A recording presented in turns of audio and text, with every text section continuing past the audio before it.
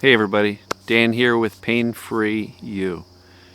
I heard a quote yesterday and I really liked it, so I wanted to talk about it here.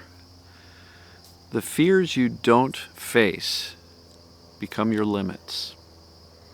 So think about it. The things that you don't face, the fears you don't face, things you avoid, become your limits.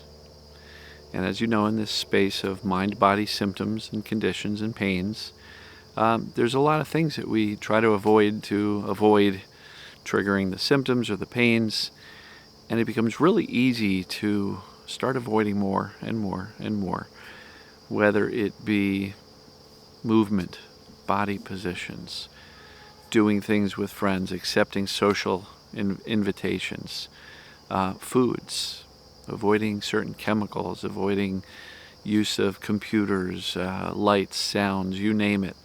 The more we avoid things and don't face the things we're afraid of, the smaller our world gets, right? They become our limits.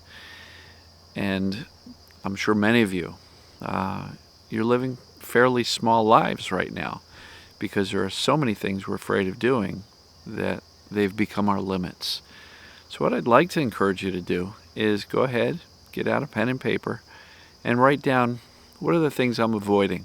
What are the things I'm afraid of? What am I afraid of doing? It could be as simple as, I don't want to go to the grocery store, it's going to hurt.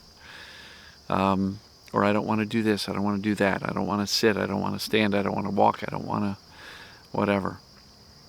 But those things that you're afraid of that you don't face can become your limits and shrink your world. So what would it be worth to be able to expand your world again? Would it be worth getting out and doing things a little bit uncomfortable? I would think so. I would hope so. Because one of the things I'll often say is, look, if you're going to go out and you're going to hurt at the grocery store, you're probably going to hurt at home too. So why not go take care of something you need to do? It's going to allow you to build some trust and capability and confidence. And you're going to feel good about yourself because you're going to say, yeah, I mean, I had the symptoms while I was out, but I did it. And I took care of things I wanted to do or needed to do.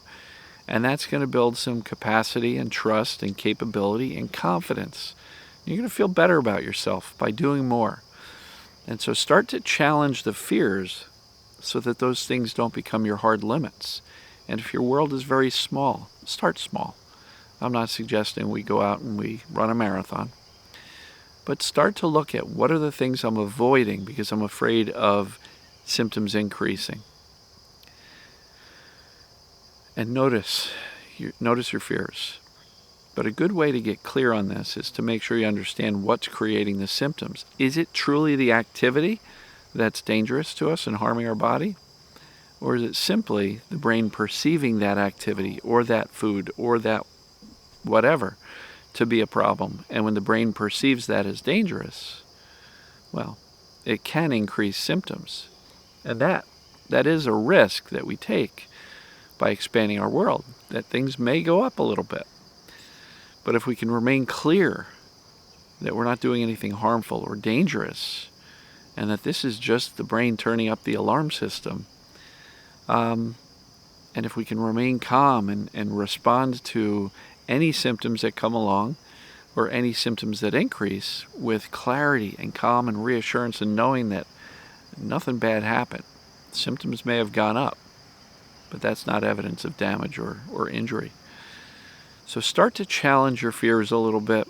Start with the easier ones. Write out a list of the things you avoid and start with the easier ones. And start to chip away at this list. Start expanding your world. Because the more you do, the more you're going to realize you can do. And the more normal stuff you do, the brain cannot help but notice that and say, Dan's doing normal stuff, I guess he's okay. And that creates safety. I just talked about that a couple days ago in the video about creating safety in as many ways as possible. But yeah, doing normal things. Expand your world, don't let it shrink. Because life gets pretty boring when we don't do anything. And life is meant to be lived, not shrunk. So, for what it's worth, write out your list of things you're avoiding and afraid of, and start to see which one of these can I face to prove that I'm capable. Expect it to go well. If symptoms happen or they increase, expect to be able to respond as calmly as possible, reassuringly, as unbothered as you can, and then keep doing these things. Because what I would love to see is not a list of things to avoid, but a list of things you plan to overcome, and then a little bit later, a list of things you overcame. So give it some thought. Don't let the fears you are afraid to face become your limits. Start to expand your limits. I believe in you. I know you can do this.